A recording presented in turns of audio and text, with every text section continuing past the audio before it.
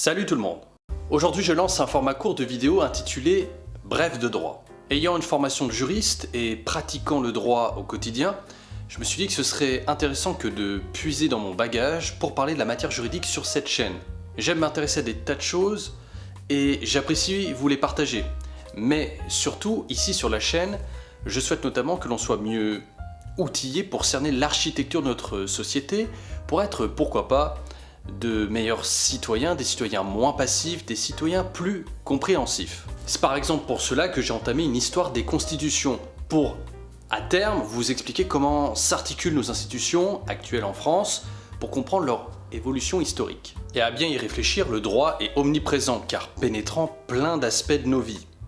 Du coup, par ce format, comme son nom l'indique, je vais vous parler droit et autres sujets connexes dans de courtes vidéos qui, idéalement, ne devraient pas excéder la dizaine de minutes. On mettra l'accent sur le droit français sans que ce soit un principe gravé dans le marbre. Ce ne sera pas une série de vidéos en mode on démarre et on enchaîne tout à la suite. Les épisodes arriveront au compte-gouttes, selon l'envie du moment. Mais je vais quand même essayer d'être progressif, de sorte à ce que si vous visionnez à la suite les vidéos de ce même format, vous les comprendrez encore mieux. Ce nouveau format, c'est aussi l'occasion pour moi de revenir sur des fondamentaux que j'aurais tout simplement oubliés avec le temps. Le droit étant par essence évolutif, on ne rentrera donc pas dans les détails. J'ai plutôt envie de vous exposer des concepts, des réalités plus intemporelles du style c'est quoi une juridiction, un contrat, comment élit-on le président de la République, comment fonctionne le milieu carcéral, comment a-t-on codifié le code civil, ce genre de choses. Je précise enfin que ces vidéos n'auront pas vocation à jouer les gros experts qui prodiguent des conseils d'avocats ou de notaires. Je ne suis pas encore un grand ponte du Conseil d'État, et d'ailleurs le droit c'est comme la médecine. On connaît les mécanismes sur pas mal de branches, on sait des choses, on dispose de réflexes, mais on ne peut pas tout connaître, et puis il faut pratiquer, rabâcher, etc. Bref, démarrons de ce pas avec le niveau 0. Qu'est-ce que le droit ? Souvent, quand on pense droit, on peut penser dans le même temps à la loi ou même à la justice. Les termes sont liés sans être strictement identiques. Parfois, on peut même entendre parler de droit positif. Quand on parle de droit positif, il n'est pas question de savoir si le droit est bien luné ou confiant en l'avenir. Il s'agit en fait de l'ensemble des règles qui existent à un instant T, en un lieu donné. Par règle, cela peut recouvrir différentes réalités aux noms divers, comme décrets, règlements, lois, etc. On abordera une autre fois leurs différences. Si on se place à aujourd'hui, le droit positif, c'est en fait les normes, les règles en vigueur en France au moment où je vous parle.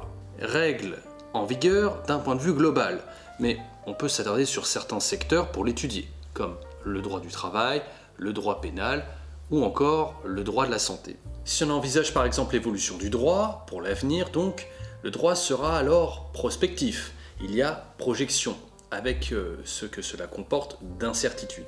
Quand on fait la fac de droit, la priorité d'étude est le droit positif, même si, marginalement, il y a un intérêt à le comprendre à l'aune de son évolution, en sondant le passé, et en s'interrogeant sur son avenir, en questionnant sa pertinence en l'état. Il faut alors garder à l'esprit que le droit évolue et ne reste pas figé. Si on prend de la hauteur en pensant au-delà du droit positif, avec une question plus philosophique sur la nature du droit, on sera plutôt sur une thématique de théorie du droit, ce qui n'est pas à négliger, mais là n'est pas l'objet de cette vidéo. On peut avoir différentes lectures du droit.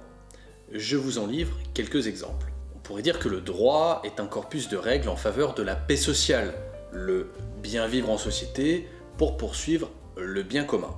Cela pourrait simplement être également une règle émanant d'une autorité quelconque. On pourrait même dire que le droit est le bras armé d'une classe sociale, dominant une autre classe sociale, etc., etc. Et bien sûr, le droit varie selon le groupe humain qui le bâtit et le met en œuvre. Un pays de tradition islamique ne fonctionne pas de la même manière qu'un pays résolument laïque, ou qu'un état de culture chrétienne, ou encore confucéenne. L'agencement du droit provoque régulièrement des débats, soulève des questions. Par exemple, le droit est-il indépendant des valeurs poursuivies ? A l'inverse, existerait-il si, et seulement si, il vise à satisfaire une valeur prédéterminée ?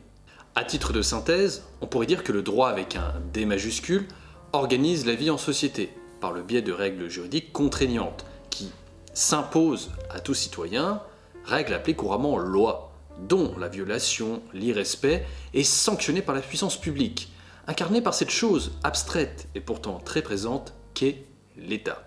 Et si on ouvre une parenthèse, le droit avec un D minuscule serait plutôt une prérogative individuelle, une prérogative subjective, consentie, accordée par ce fameux droit avec un D majuscule. Ce fameux droit qui a une vocation plus objective, qui me consent un droit subjectif, subjectif renvoyant au sujet, à moi en tant qu'individu.